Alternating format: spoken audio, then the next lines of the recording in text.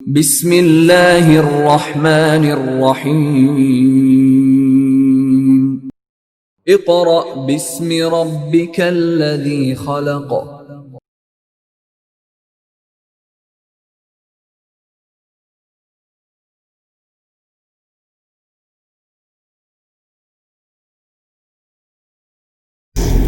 اعوذ باللہ من الشیطان الرجیم بسم اللہ الرحمن الرحیم۔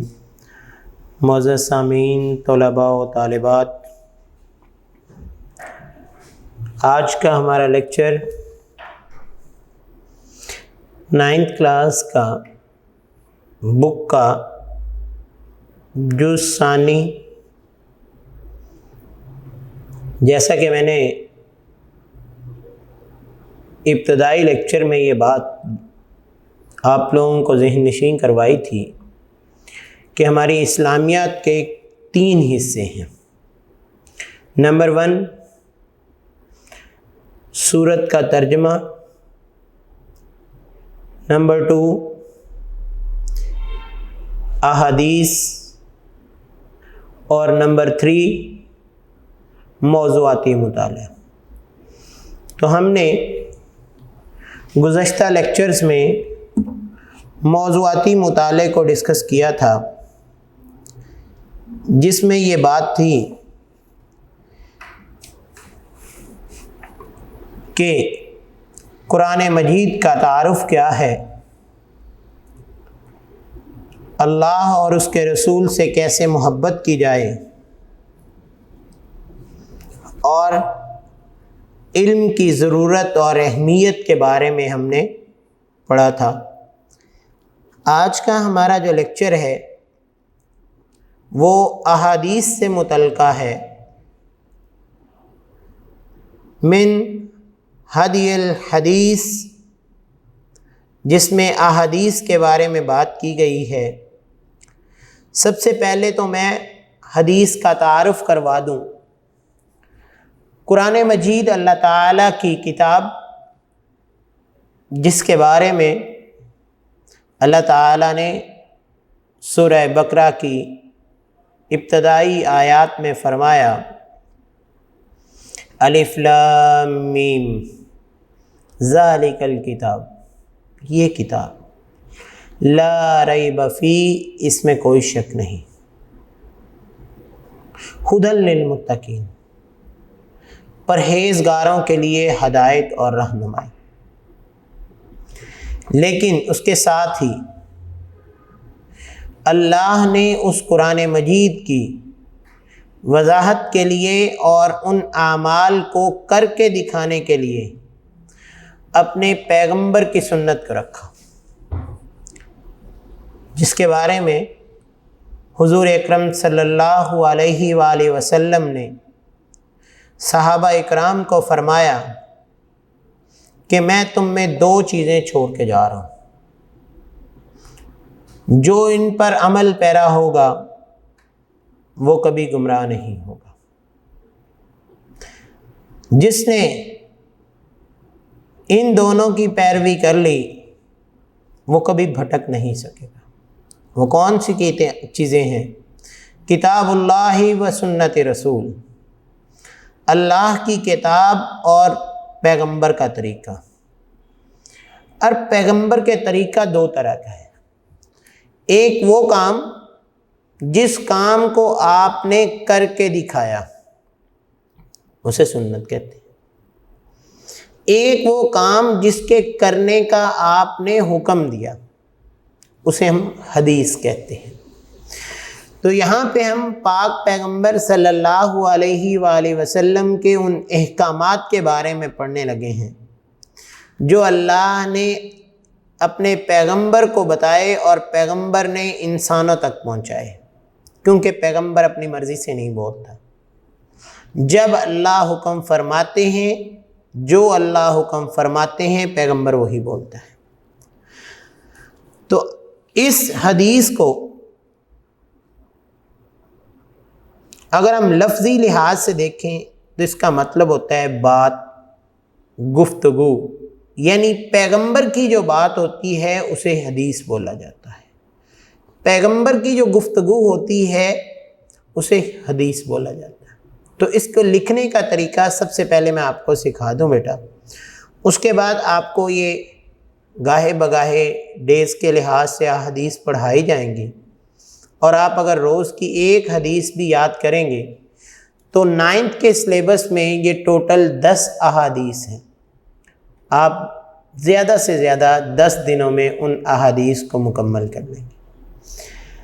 لیکن اس کو مکمل کرنے کا طریقہ یہ نہیں ہے کہ آپ اس کو رٹا لگانا شروع کر دیں، بلکہ اللہ کے پیغمبر نے جیسے فرمایا ہے اس کے الفاظ بھی ویسے ہونے چاہیے، حدیث کے ترجمے میں کوئی لفظ کی رد و بدل نہیں کی جائے۔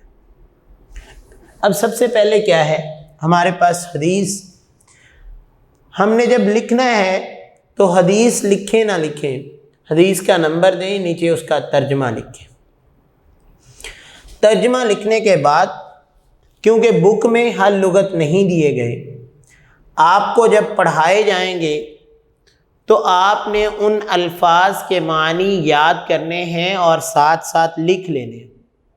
جب ان الفاظ کے معنی آپ لکھ لیں گے تو وہ آپ یاد کرنے میں بھی آسانی محسوس کریں گے، اور اس کو لکھتے ہوئے بھی ایک الگ انداز سے جب آپ لکھیں گے تو آپ کو مارکس اچھے مل جائیں گے۔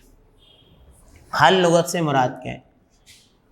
اب جیسے کہ میں نے ہم پہلی حدیث لکھی، افضل الاعمال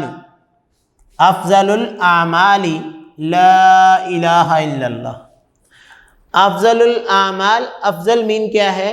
سب سے بہترین، اعمالی عمل، لا الہ الا اللہ کیا ہے؟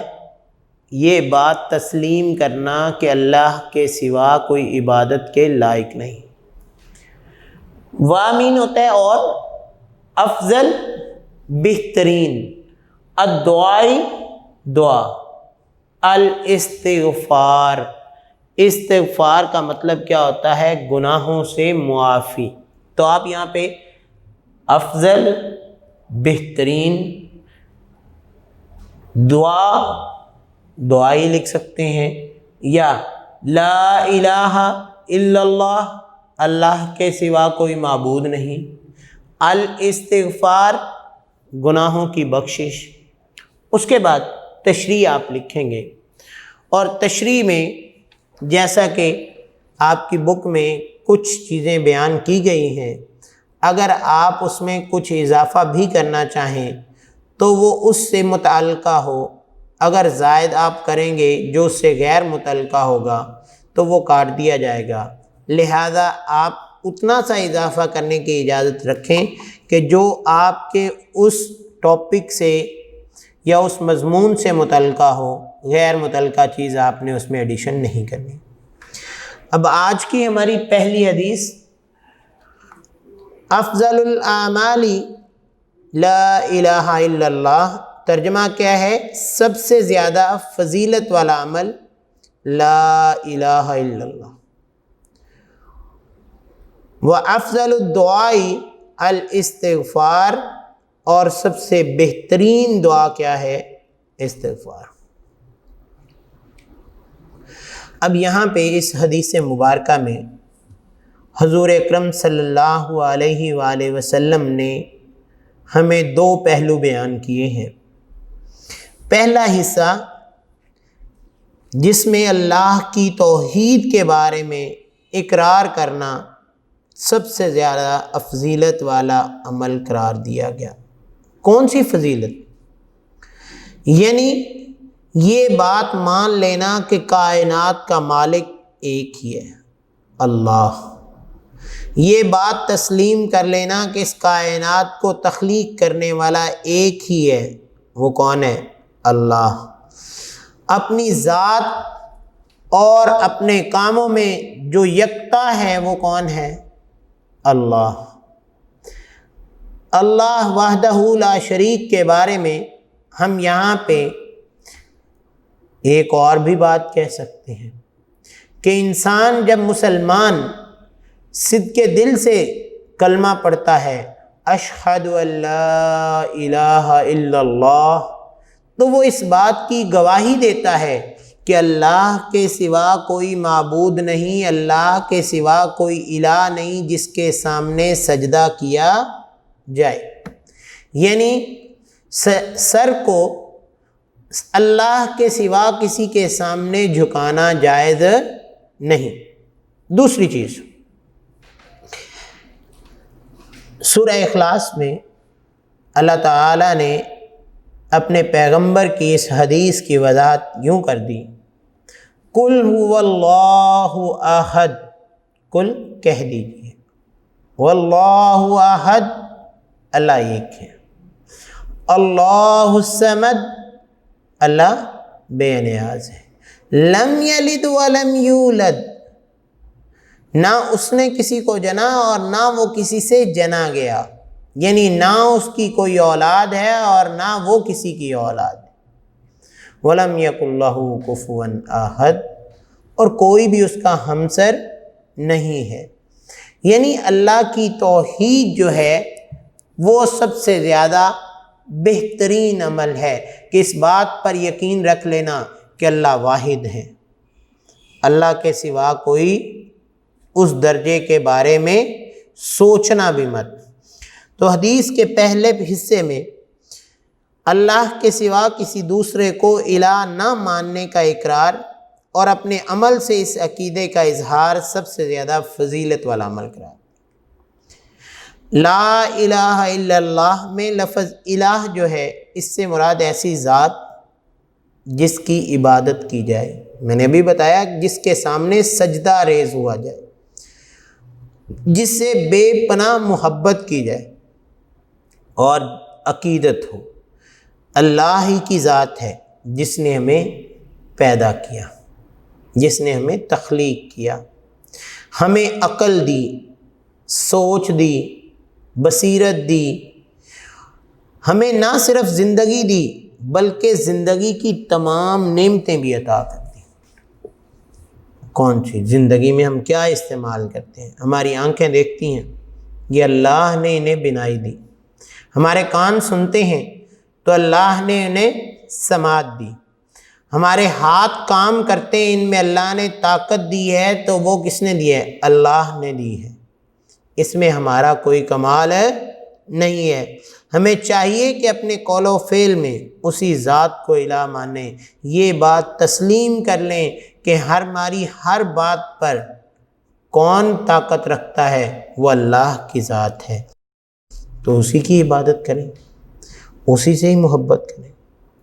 اب یہ کیا ہے؟ یہ حدیث کا پہلا حصہ کہ جس میں ہم نے اللہ تعالیٰ کی وحدانیت، اللہ تعالیٰ کی یکتائی کا اظہار کیا ہے کہ اللہ یکتا ہے، واحد ہے، اس کا کوئی ہمسر نہیں ہے، وہی عبادت کے لائق ہے، اس کے سوا کوئی ایسی ہستی نہیں ہے جس کے سامنے سجدہ ریز ہوا جائے، بلکہ کائنات کو تخلیق کرنے والا، ہمیں زندگی اور دوسری تمام نعمتوں سے نوازنے والا صرف ایک ہی خدا ہے اور وہ اللہ ہے۔ اب حدیث کا دوسرا حصہ ہم شروع کرتے ہیں۔ دوسرا حصہ افضل الدعا۔ افضل الدعا کیا ہے؟ بہترین دعا اللہ سے اپنے گناہوں اور نافرمانیوں کی معافی مانگنا۔ انسان بعض اوقات دنیا کی رنگینیوں میں ایسا کھو کر رہ جاتا ہے کہ اللہ کو بھول جاتا ہے، کوئی غلطی کر بیٹھتا ہے اور ایسے گناہوں کا ارتکاب کر بیٹھتا ہے جن میں اس کو کبھی یاد رہتے ہیں، کبھی نہیں یاد ہوتے، کئی کا پتہ چلتا ہے، کئی کا پتہ ہی نہیں چلتا۔ لہٰذا اللہ کو الہ ماننے کا تقاضا یہی ہے کہ انسان اللہ سے معافی مانگے، اپنی غلطی اور گناہ پر شرمندہ ہو کر کہے یا اللہ تو مجھے معاف کر، کیونکہ اس معافی کے بغیر آخرت میں نجات نہیں ہے۔ اسی لیے تو ہم نماز میں کیا کرتے ہیں؟ ربنا اغفر لی، یا اللہ ہمیں معاف، والی والدیہ، ہمارے والدین کو معاف، وللمؤمنین، اور سارے مومنین کو معاف۔ تو کیا ہے؟ اللہ سے معافی مانگنے کا اللہ نے طریقہ بیان کیا۔ اس طرح ہم کبھی کہتے ہیں اللہم اغفر لی، یا اللہ ہمیں معاف فرما، وارحمنی، ہم پر رحم فرما، کیونکہ ہماری معافی اللہ کی رحمت سے ہی ہے، وارزقنی، ہمیں رزق عطا فرما۔ تو اللہ تعالیٰ سے اپنے گناہوں کی جب معافی مانگی جاتی ہے تو اللہ تعالیٰ بہت خوش ہوتے ہیں۔ جب تک اللہ تعالیٰ ہماری غلطیوں اور گناہوں کو معاف نہ کر دے گا، اس وقت تک قیامت میں ہم کبھی جنت میں نہیں جائیں گے۔ اب اگر کوئی اللہ کی نگاہ میں پسندیدہ اور محبوب بننا چاہتا ہے تو اسے چاہیے کہ پھر وہ اللہ سے اپنے گناہوں کی معافی مانگتا رہے۔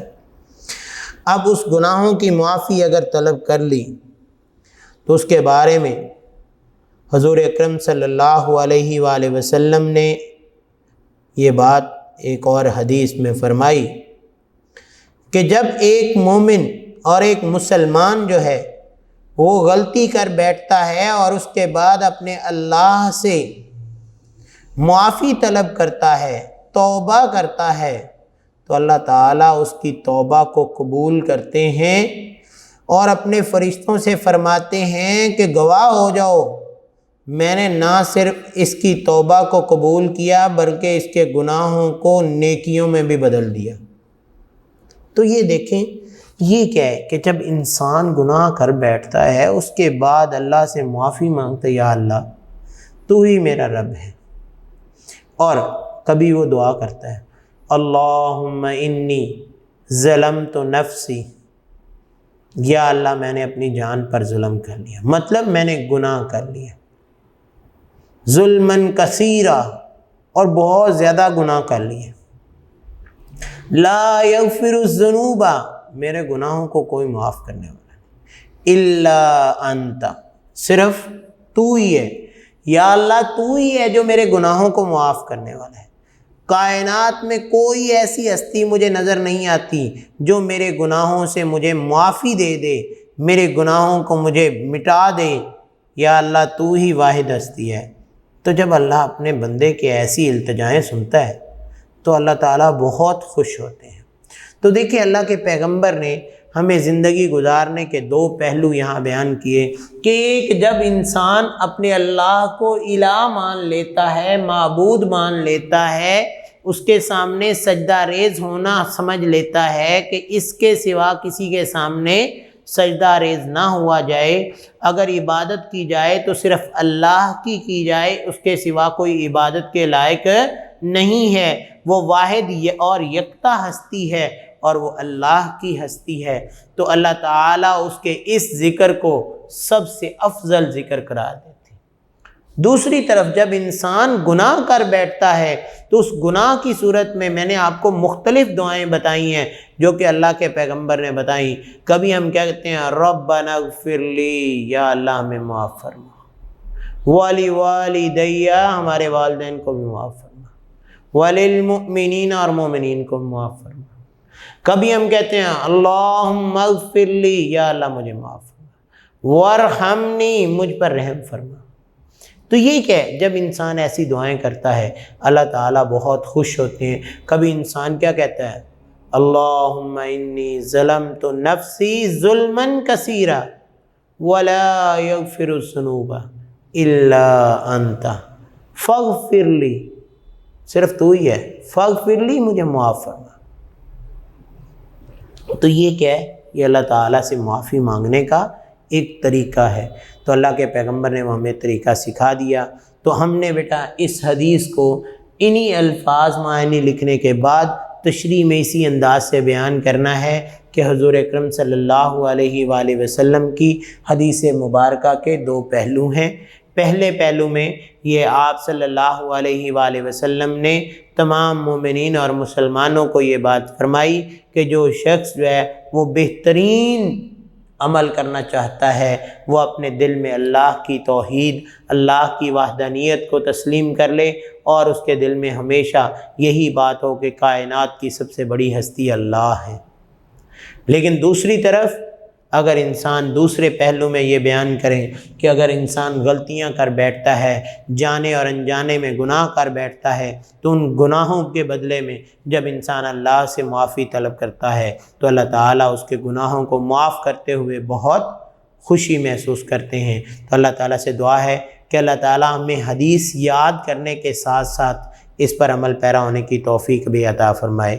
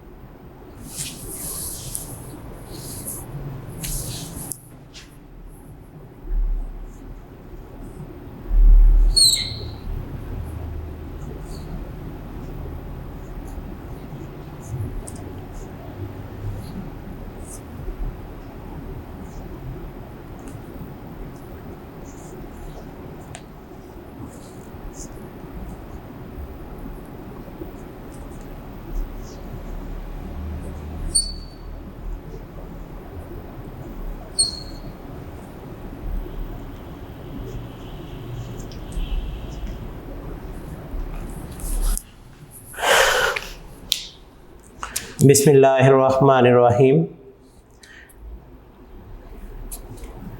ڈے 2 میں ہمارا کام حدیث نمبر 2۔ اللہ کے پیغمبر نے فرمایا طالب العلم فریضۃ علی کل مسلم۔ اب ہم اسی طریقے سے اس کا ترجمہ لکھیں گے۔ سب سے پہلے ترجمہ کیا ہے؟ علم کی طلب ہر مسلمان مرد اور عورت پر فرض ہے۔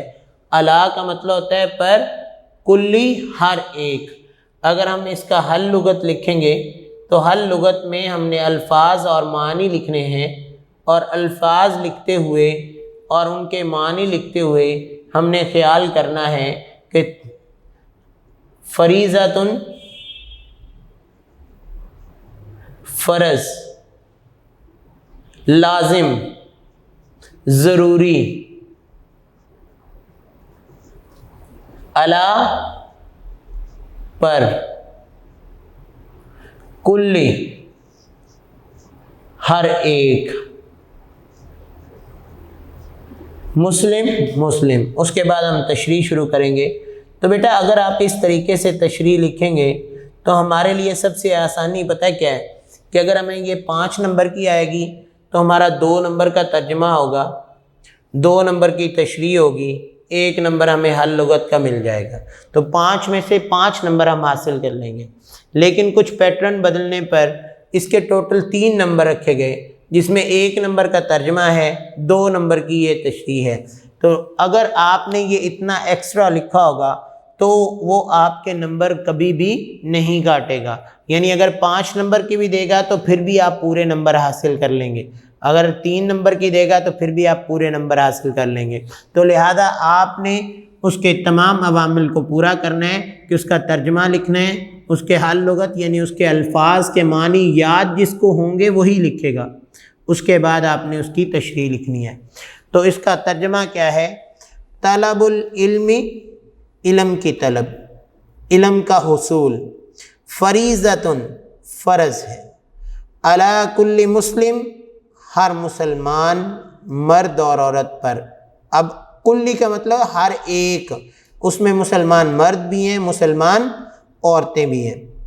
تو انسانی فطرت کا بنیادی تقاضا بھی ہے کہ وہ اپنی ذات اور کائنات کے بارے میں ہر اچھی اور بری بات کا علم حاصل کرے۔ اس کے بغیر نہ تو انسان دنیا میں ترقی کر سکتا ہے اور نہ ہی اپنے خالق و مالک کا قرب حاصل کر سکتا ہے۔ دیکھیں ایک معمولی سی بات ہے کہ علم کا مطلب جاننا ہوتا ہے۔ اب اگر آپ کسی چیز کے بارے میں جانکاری نہیں رکھتے تو وہ کام کیسے کر پائیں گے؟ یعنی ایک شخص جو ہے وہ کھانے کے آداب نہیں جانتا تو وہ کیسے کھانا کھائے گا؟ اسے کسی محفل میں بیٹھنا پڑے گا۔ ایک شخص جو ہے اپنے اللہ تعالیٰ کی پہچان نہیں رکھتا، اللہ کے بارے میں علوم نہیں رکھتا، تو وہ اللہ کے سامنے کیسے عبادت کرے گا، کیسے اپنے سر کو جھکائے گا؟ علم ہے۔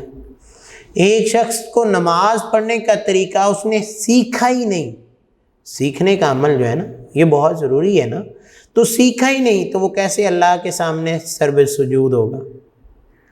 تو اسی لیے اللہ تعالیٰ نے اس حدیث مبارکہ کی جو جز ابتدا کی ہے وہ کیا ہے کہ جس بنیاد پر اللہ کے پیغمبر نے یہ فرمایا کہ علم کی طلب ہر مسلمان مرد اور عورت پر فرض ہے، کیونکہ اللہ کے پیغمبر پر جب پہلی وحی آئی تھی تو وہ کون سی تھی؟ اقرا، پڑھیے، بسم ربک الذی خلق، جس نے تمہیں پیدا کیا۔ یعنی پڑھنا اتنا اہم عمل ہے، علم کا حصول اتنا بڑا اہم عمل ہے۔ اسی طرح میں نے کئی بار یہ بات ذکر آپ کی کلاس میں بھی کی کہ اللہ تعالیٰ نے سورہ بقرہ میں فرمایا وَعَلَّمَ آدَمَ الْأَسْمَاءَ، یعنی اللہ تعالیٰ نے کائنات کی سب سے پہلی ہستی حضرت آدم علیہ السلام کو پیدا کیا، اور اسے بھی کیا کیا؟ وَعَلَّمَ، اور سکھایا، آدم علیہ السلام، اللہ تعالیٰ نے خود سکھایا۔ اس کا مطلب کیا ہے کہ سیکھنے کا عمل اسی دن شروع ہو گیا جس دن اللہ تعالیٰ نے انسان کو تخلیق کرنا شروع کیا، یعنی پہلا انسان حضرت آدم علیہ السلام کو بنایا، تو اسی وقت ہی اللہ تعالیٰ نے علم حاصل کرنے کا عمل شروع کر دیا۔ تو یہ علم حاصل کرنا جو ہے یہ ہمارے لیے بہت بڑا اہمیت والا عمل ہے، کیونکہ اس علم کے حاصل کرنے کے بارے میں اللہ کے پیغمبر نے کیا فرمایا؟ انما انا بعثت معلما، مجھے معلم بنا کر بھیجا گیا ہے، مجھے استاد بنا کر بھیجا گیا ہے۔ کہیں پہ اللہ کے پیغمبر نے یہ اللہ سے دعا کی رب زدنی علما، یا اللہ میرے علم میں اضافہ فرما۔ تو یہ کیا ہے کہ علم حاصل کرنا جو ہے بہت ضروری ہے۔ انسان کی اسی بنیادی ضرورت کے پیش نظر حضور اکرم صلی اللہ علیہ وآلہ وسلم نے اس حدیث میں علم کا حاصل کرنا ہر مسلمان مرد اور عورت پر فرض قرار دیا، جبکہ ہمارے ملک میں کیا ہے، لڑکوں کے مقابلے میں لڑکیوں کی تعلیم کا تناسب بہت کم ہے، لڑکیوں کے مدارس کی تعداد بھی بہت تھوڑی ہے۔ لہذا حضور اکرم صلی اللہ علیہ وآلہ وسلم کے ارشاد گرامی پر عمل کے لیے ضروری ہے کہ ہم جہاں لڑکوں کو تعلیم دلواتے ہیں اسی اثناء میں لڑکیوں کی تعلیم و تربیت پر بھی توجہ دیں، تاکہ کوئی بھی بچی جو ہے وہ ان پڑھ اور جاہل نہ رہے۔ اسی لیے تو کہا جاتا ہے کہ جناب ایک فرد جو ہے اس کا علم حاصل کرنا ایک فرد کے لیے ہے، جبکہ ایک عورت کا علم حاصل کرنا ایک پوری نسل کا علم حاصل کرنا۔ انسان اس وقت تک اپنے مقام اور اللہ کی طرف سے عائد کردہ فرائض کو نہیں جان سکتا جب تک وہ علم کی جستجو کی راہ پر گامزن نہ ہو۔ دوسری بات یہ ہے کہ قیامت کے دن اللہ تعالیٰ کی عدالت میں بھی فرائض اور ذمہ داریوں کی جواب دہی کرنی ہے۔ اس لیے اگر دیکھیں ہمیں علم ہوگا تو ہمیں اچھائی اور برائی میں فرق محسوس ہوگا۔ اگر ہم اچھائی اور برائی میں فرق محسوس کریں گے تو ہی ہم اچھے کاموں کی طرف مائل ہوں گے اور برائی سے دور جائیں گے۔ لیکن اگر ہمیں علم نہیں ہوگا تو اس کے لیے کیا ہوگا؟ پھر ہمارے لیے اچھائی اور برائی میں تمیز کرنا ممکن نہیں ہوگا۔ اسی لیے تو اللہ تعالیٰ نے قرآن مجید میں فرمایا انما یخشی اللہ من عبادہ العلماء، اللہ کے بندوں میں سے اہل علم ہی اللہ سے ڈرتے ہیں، یعنی جس کے پاس علم ہوگا وہی اللہ سے ڈرے گا، جس کا علم ہوگا وہی اللہ کا برگزیدہ بندہ بنے گا۔ اور اللہ کے پیغمبر نے بھی یہی بات فرمائی، کیا کہ اطلب العلم من المہد الی اللحد، کہ ماں کی گود سے لے کر قبر تک علم حاصل کرو۔ تو اقبال نے یہی بات ہمیں فرمائی تھی، علم حاصل کرو جہاں سے ملے، جس سے ملے، جس قدر ملے، علم حاصل کرو۔ تو لہذا اللہ کے پیغمبر کی حدیث جو ہے یہ بہت ہی امپورٹنٹ ہے کہ علم کی طلب جو ہے، علم کا حاصل کرنا جو ہے وہ ہر مسلمان مرد اور عورت پر لازم ہے۔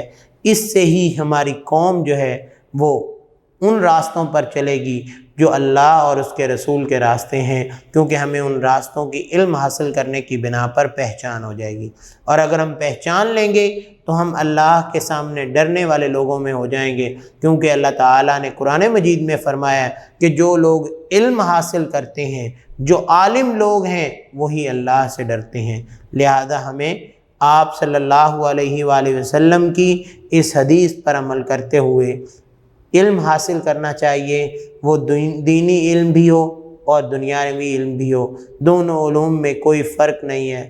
صرف فرق کیا ہے کہ وہ جو ہیں وہ اپنی تجربات کی مدد سے ہمیں بتاتے ہیں کہ کائنات میں یہ علوم موجود ہیں، جبکہ قرآن نے آج سے 1400 سال پہلے ہی ان چیزوں کی وضاحت کر دی ہے۔ ایک مسلمان ہونے کی حیثیت سے ہم ان علوم کو سیکھتے ہیں تو ہم قرآن سے سیکھ سکتے ہیں، لیکن اگر کوئی شخص جو ہے وہ ان دنیاوی تجربات اور مشاہدات کو دیکھ کر سیکھتا ہے تو آخر میں وہ بھی اسی جگہ پر پہنچتا ہے۔ کیونکہ میں پچھلے دنوں اسی تحقیق کی بات میں بتا رہا ہوں تھوڑی سی، کہ میں پڑھ رہا تھا کہ اب سائنس نے بھی اس بات کی تصدیق کر دی ہے کہ ایک وہ دن آئے گا جب سورج بے نور ہو جائے گا اور یہ دنیا تباہ ہو جائے گی، جبکہ قرآن نے کیا کہہ دیا؟ قرآن نے یہ بات آج سے 1400 سال پہلے بتا دی کہ قیامت کا دن جائے گا، اذا زلزلت الارض زلزالہا، کہ کیا کیا جائے گا؟ زمین کو ہلا دیا جائے گا اور یہ تمام چیزوں کو اگل دے گی، دنیا تباہ ہو جائے گی، پہاڑ جو ہیں وہ روئی کے گالوں کی طرح اڑنے لگیں گے۔ تو یہ سائنس بعد میں پروو کرتی ہے، ہمارے تمام علوم جو ہیں وہ قرآن مجید میں پہلے سے موجود ہیں۔ تو اس لیے بیٹا علم آپ لوگوں نے حاصل کرنا ہے، جہاں سے مل جائے، جس قدر مل جائے۔ آج دیکھیں ہم اتنے مشکل حالات میں آپ لوگوں کے لیے یہ لیکچرز کر رہے ہیں، آپ ان کو سیکھیں، آپ ان کو سنیں، اور اب کم از کم اپنی تعلیمی کمی کو پورا کر کے ان پر عمل پیرا ہوں، تو انشاءاللہ امید ہے کہ تعلیمی کمی پوری ہونے کے ساتھ ساتھ آپ ایک اچھے انسان بھی بن جائیں گے۔ یہ تھا ہمارا ڈے 2 کا کام۔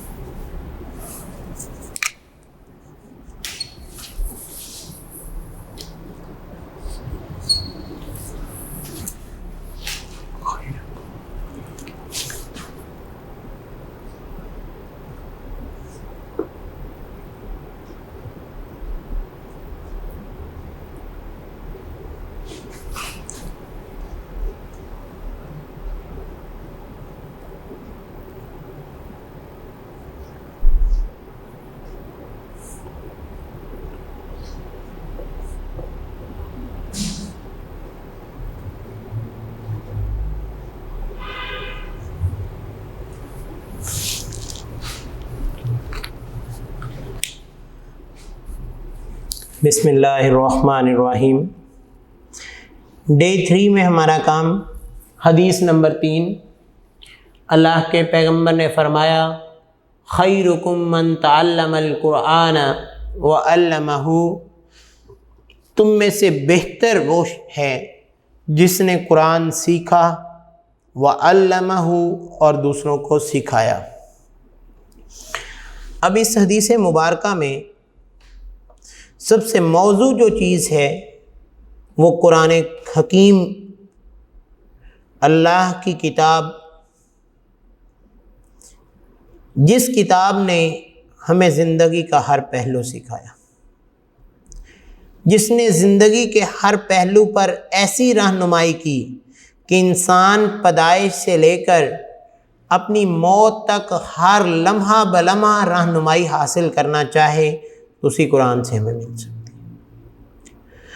اب اللہ تعالیٰ کے پیغمبر نے یہ بات کیوں کہی کہ تم میں سے بہترین انسان وہ ہے؟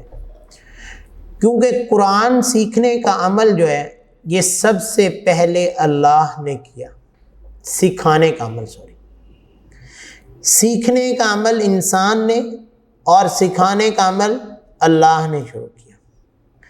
کیونکہ اللہ تعالیٰ نے اپنے کلام قرآن مجید میں یہ بات فرمائی، الرحمن علم القرآن. الرحمن رحمان اللہ کی ہستی. علم القرآن کیا سکھایا؟ قرآن سکھایا. تو سب سے پہلے قرآن کس نے سکھانا شروع کیا؟ اللہ نے خود سکھانا شروع کیا. تو جو کام اللہ تعالیٰ خود کرتے ہیں یا اللہ نے خود کیا وہ کائنات کا بہترین کام. دو کام ایسے ہیں جن کے بارے میں اللہ تعالیٰ نے اپنے کرنے کی تصدیق کی ہے. ایک کام کون سا ہے جو ابھی میں نے آپ کو بتایا کہ اللہ نے خود قرآن سکھایا، اور دوسرا ہم پڑھتے ہیں کہ حضور اکرم صلی اللہ علیہ وآلہ وسلم کے درود کے بارے میں انشاءاللہ ہم اگلی حدیث میں وہ ذکر کریں گے کہ اللہ اور اس کے فرشتے پیغمبر پر درود بھیجتے ہیں، اے ایمان والو تم بھی اللہ کے اسی طریقے کو اپناتے ہوئے حضور اکرم صلی اللہ علیہ وآلہ وسلم پر درود و سلام بھیجا کرو. تو یہ دو عوامل ایسے. اب پہلے عمل کا ذکر ہم یہاں پہ کر رہے ہیں کہ حضور اکرم صلی اللہ علیہ وآلہ وسلم نے قرآن حکیم کو موضوع بناتے ہوئے یہ بات کہی کہ اس کتاب کا، اس علم کا سیکھنا اور سکھانا سب سے بہترین انسان ہونے کی گارنٹی ہے. کیونکہ یہ کتاب صرف نماز اور روزے کی تعلیمات پر مشتمل نہیں کہ انسان نے نماز پڑھنی ہے، روزہ رکھنا ہے، بلکہ انسانی زندگی کے تمام پہلوؤں، خواہ وہ دنیاوی ہیں یا آخرت کے پہلو ہیں، معاشی ہیں یعنی روزی کمانے کے بارے میں، یا معاشرتی ہیں یعنی دنیا کے مسائل حل کرنے میں، سیاسی ہیں یا سائنسی، سب کے بارے میں ہماری رہنمائی کرتی ہے. ہم آخرت میں بھی اس وقت تک کامیاب نہیں ہو سکتے جب تک ہم اپنی دنیاوی زندگی کو قرآنی تعلیمات کے سانچے میں ڈھال نہیں لیتے. اس لیے ضروری ہے کہ ہم قرآن مجید کو پڑھیں، سمجھیں اور عملی زندگی میں اس کی پیروی کریں. کیونکہ قرآن مجید میں ہم کوئی بھی پہلو دیکھیں اس پہلو کے بارے میں رہنمائی. کیونکہ سب سے پہلے انسان اپنی تخلیق کو ہی دیکھ لے کہ انسان کیسے پیدا ہوا. تو اللہ نے پہلی وحی میں کیا فرمایا؟ اقرأ بسم ربک الذی خلق خلق الانسان من علق. اللہ تعالیٰ نے کیا کیا؟ پڑھیے اپنے رب کے نام سے جس نے انسان کو پیدا کیا. انسان کو ایک جمے ہوئے خون کے لوتھڑے سے پیدا کیا. اب انسان کی تخلیق، جہاں سے انسان پیدا ہو، اس کے بعد انسان کی زندگی کے عوامل، ان زندگی کے ہر پہلو کے بارے میں اللہ تعالیٰ نے رہنمائی فرمائی. اور رہنمائی کب فرمائی؟ اگر ہم اس قرآن کو سیکھیں گے تو ہمیں رہنمائی ملتی رہے گی، لیکن اگر کوئی سیکھے گا نہیں تو اسے رہنمائی نہیں ملے گی. اور اگر کوئی سیکھے گا تو وہ رہنمائی حاصل کر کے بہترین انسان بن جائے گا. اسی لیے تو اللہ کے پیغمبر نے فرما دیا کہ تم میں سے بہتر وہ ہے جس نے قرآن سیکھا اور سکھایا. جب اس نے خود سیکھا اس کی اپنی زندگی میں نکھار پیدا ہو گیا، اس کی اپنی زندگی بہتر ہوگی.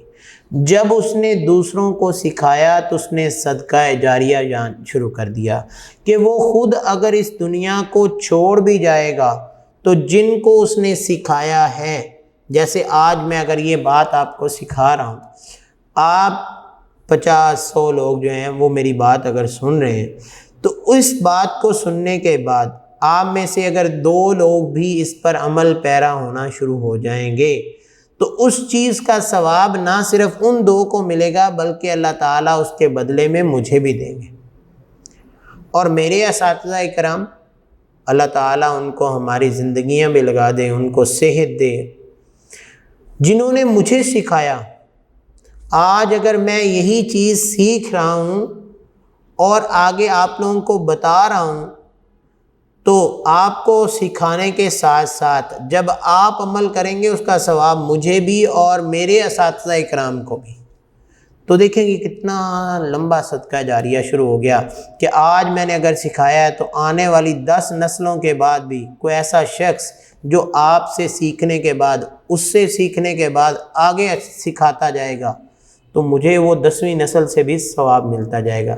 تو یہ قرآن مجید ایسی کتاب ہے، اس کے ساتھ ساتھ اس کا سیکھنا تو ہمیں بہترین بنائے گا ہی، ساتھ ہی اللہ تعالیٰ نے اس کے سیکھنے، اس کو پڑھنے تک کے ثواب کو بتا دیا کہ جو اس قرآن مجید کے ایک ایک حرف کو پڑھے گا، لفظ نہیں کہا، اب لفظ کہتے تو وہ کوئی بڑا لفظ کوئی چھوٹا لفظ، لیکن ایک ایک حرف کو پڑھنے پر ہم کہتے ہیں الف لام میم، تو الف کی علیحدہ سے 10 نیکیاں، لام کی علیحدہ سے 10 نیکیاں، میم کی علیحدہ سے 10 نیکیاں، تو کیا آئے گا؟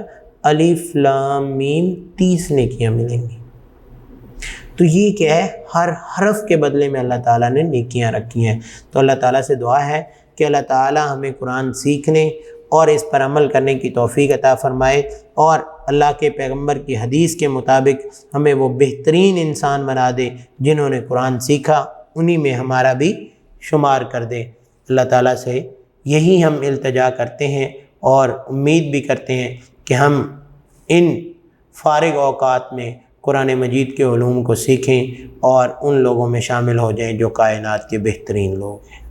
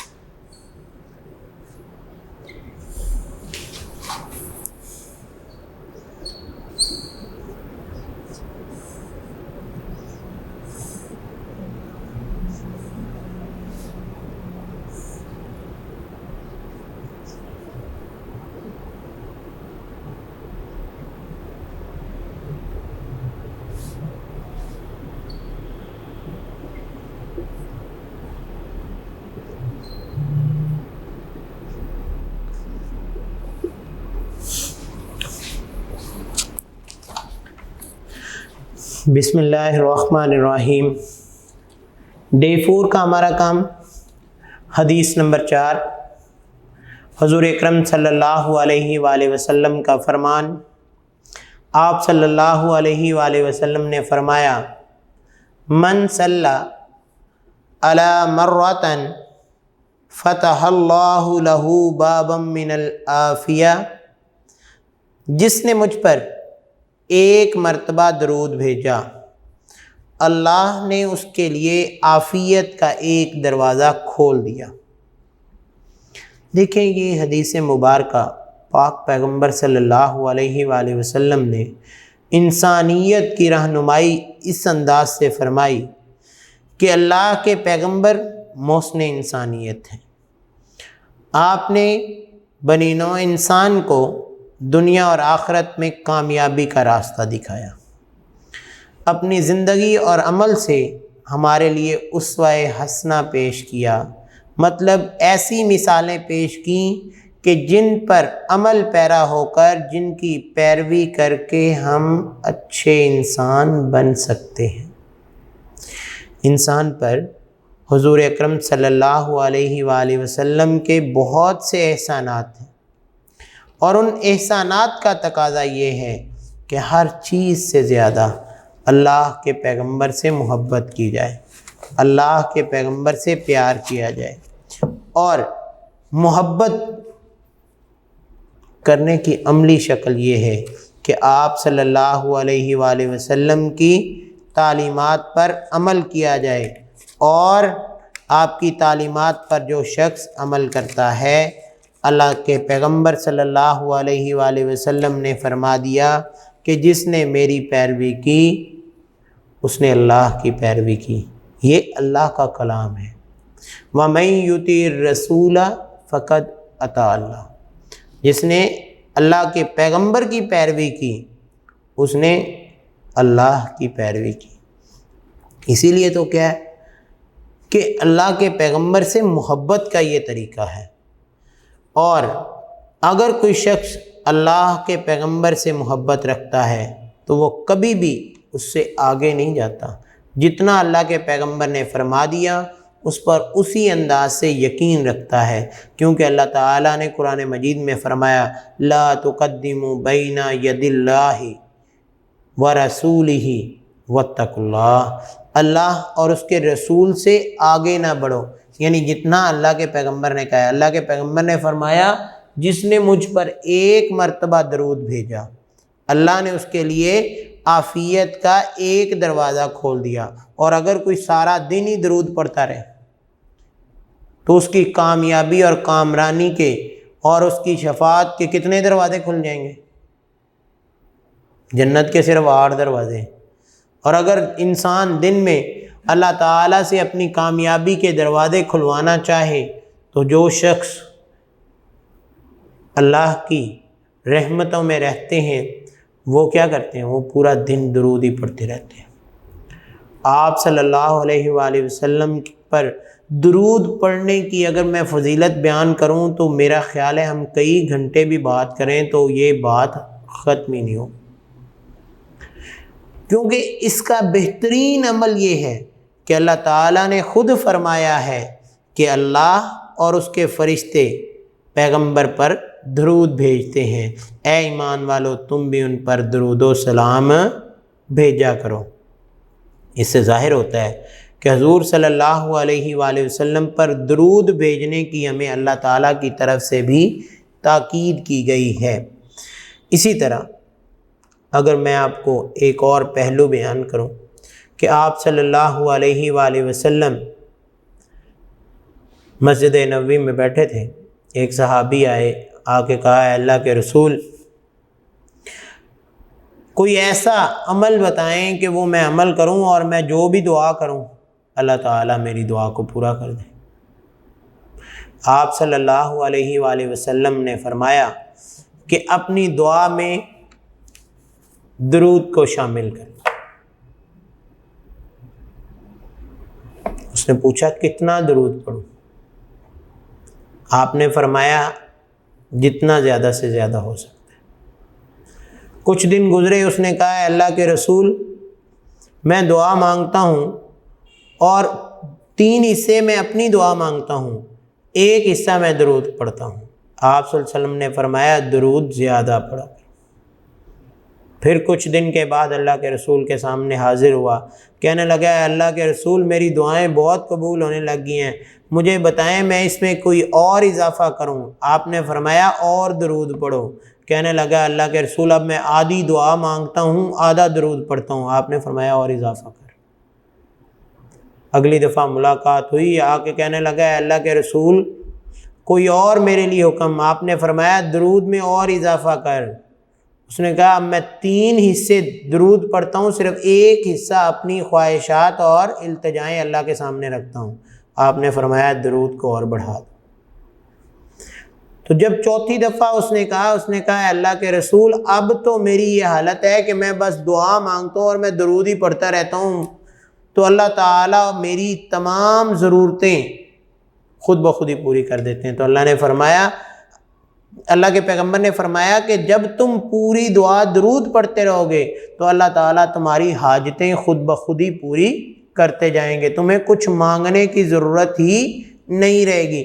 تو یہ کیا ہے کہ یہ اللہ کے پیغمبر پر درود پڑھنے کی فضیلت ہے کہ جو شخص حضور صلی اللہ علیہ وآلہ وسلم پر درود پڑھتا رہتا ہے، اللہ تعالیٰ اس کی مشکلات، اس کی تکالیف کو خود ہی حل کرتے رہتے ہیں۔ تو یہ حدیث مبارکہ جو ہے یہ آپ صلی اللہ علیہ وآلہ وسلم پر درود پڑھنے کے بارے میں ہے، اور ایسا عمل کرنے کے بارے میں ہے جو اللہ خود کرتے ہیں اور اپنے فرشتوں کو حکم دیتے ہیں، اور اللہ فرماتے ہیں کہ اللہ اور اس کے فرشتے پیغمبر پر درود بھیجتے ہیں۔ اے ایمان والو، تم بھی یہ کام کرو، تم بھی اس پر درود و سلام بھیجا کرو۔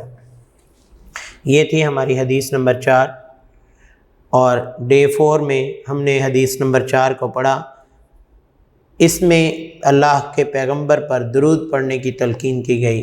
تو بیٹا آپ لوگ بھی اپنے کام کاج میں مصروف، لیکن اپنی زبان پر آپ صلی اللہ علیہ وآلہ وسلم پر درود بھیجتے رہا کریں، اس ذکر کو جاری رکھیں، تو اللہ تعالی ہمارے مسائل کو بھی کم کر دیں گے، نہ صرف بلکہ ہمارے مسائل کو خود بخود ہی حل کرنا شروع کر دیں گے۔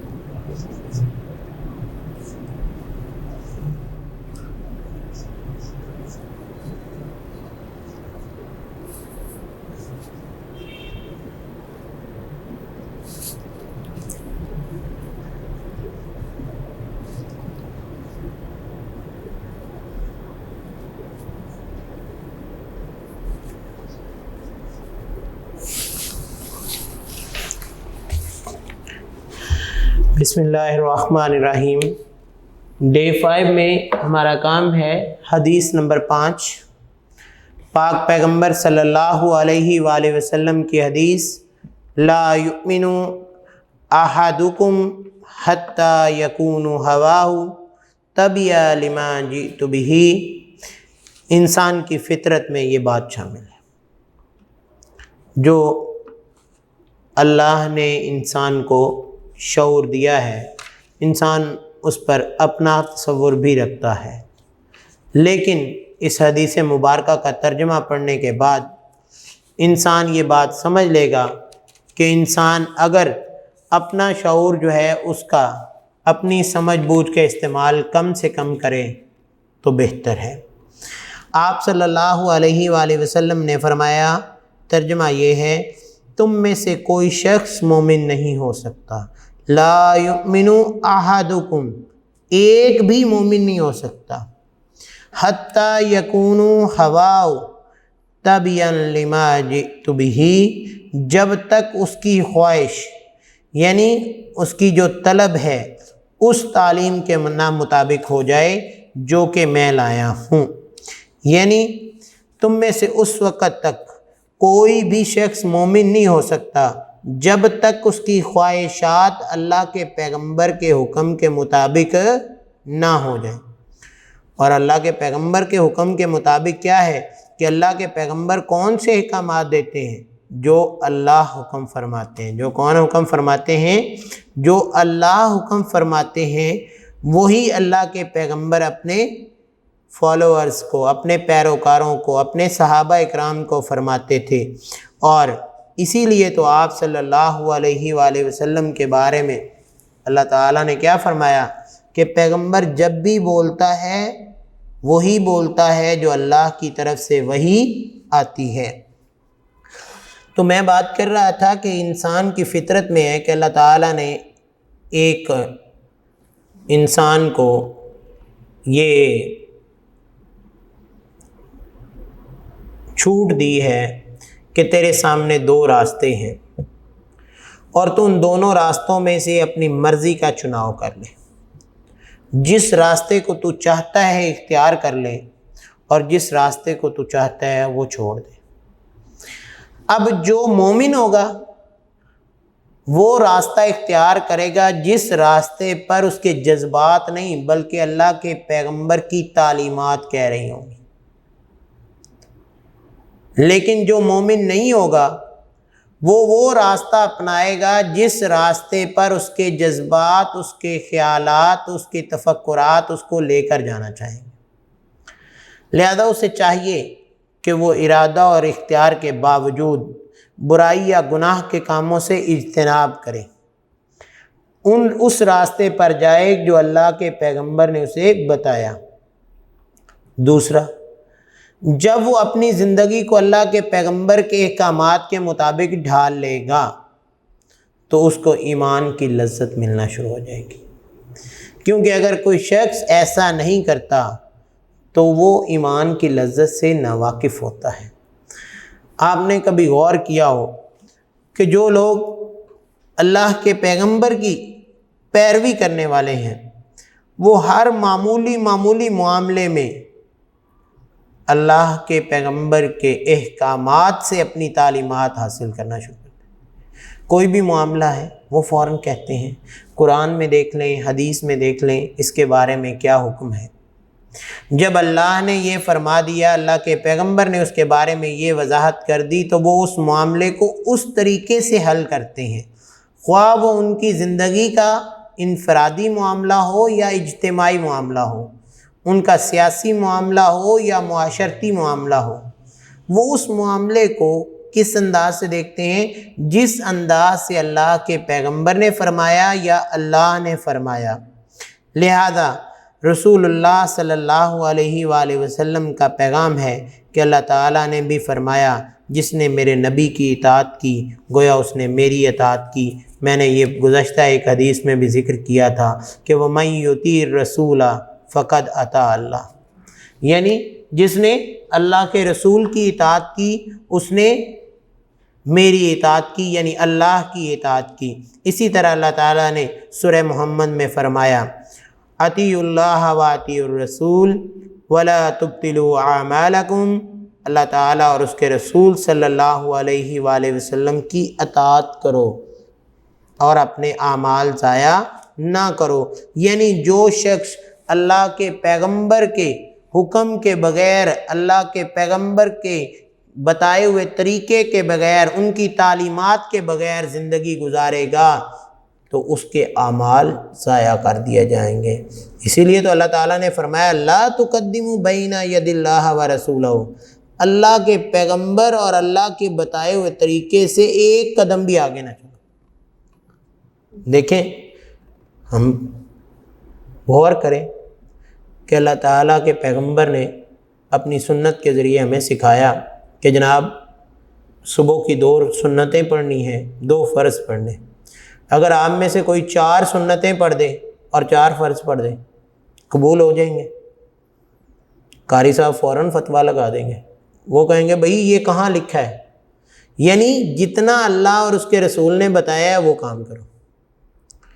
اگر ظہر کے 4 فرض ہیں، ہم 6 پڑھنا چاہیں؟ نہیں، کیونکہ جتنا انسان اپنی خواہشات اس میں شامل نہ کرے۔ یہ کون سے ہیں؟ یہ عبادات ہیں۔ اسی طرح عبادات کے ساتھ ساتھ اگر انسان اپنے معاشرتی معاملات کو بھی دیکھنا چاہے تو وہ بھی ہمیں قرآن اور حدیث میں ملتے ہیں، اور اللہ کے پیغمبر نے فرمایا کہ کوئی شخص مومن ہی نہیں ہو سکتا جب تک اس کی تعلیمات، اس کی خواہشات میری تعلیمات کے مطابق نہ ہو جائے۔ تو اس لیے ہم سب پر لازم ہے کہ ہم حضور اکرم صلی اللہ علیہ وآلہ وسلم کی حدیث کے مطابق اپنی خواہشات کو اپنے پیغمبر کے بتائے ہوئے طریقوں کے مطابق کرنا شروع کر دیں۔ اس سے اللہ تعالی ہماری زندگیوں میں نکھار بھی پیدا کر دے گا، ہمیں ایمان کی لذت سے بھی واقف کروا دے گا، اور ہم اللہ کے پیغمبر کی اطاعت کریں گے، جس اطاعت کے بدلے میں اللہ تعالی ہمیں مشکلات سے بچا کر ہمیں ان راہوں پر لے جائیں گے جو راہ اللہ اور اس کے رسول کی راہ ہے، لہذا یہ بیٹا 5 ڈیز کا کام جو ہے ان کو آپ نے ترتیب کے ساتھ کرنا ہے۔ اگر کسی حدیث کے سمجھنے میں کوئی پرابلم ہو تو آپ ہم سے رابطہ کر سکتے ہیں، انشاءاللہ ہم آپ کو مکمل تعاون دیں گے، اور امید کرتے ہیں کہ آپ ان کو پڑھنے کے ساتھ ساتھ، ان کو یاد کرنے کے ساتھ ساتھ ان احادیث پر عمل پیرا ہوں گے تو اللہ تعالی ہماری زندگیوں کو بہتر کر دیں گے۔ آج کے دن کے لیے اجازت چاہتا ہوں، اللہ حافظ۔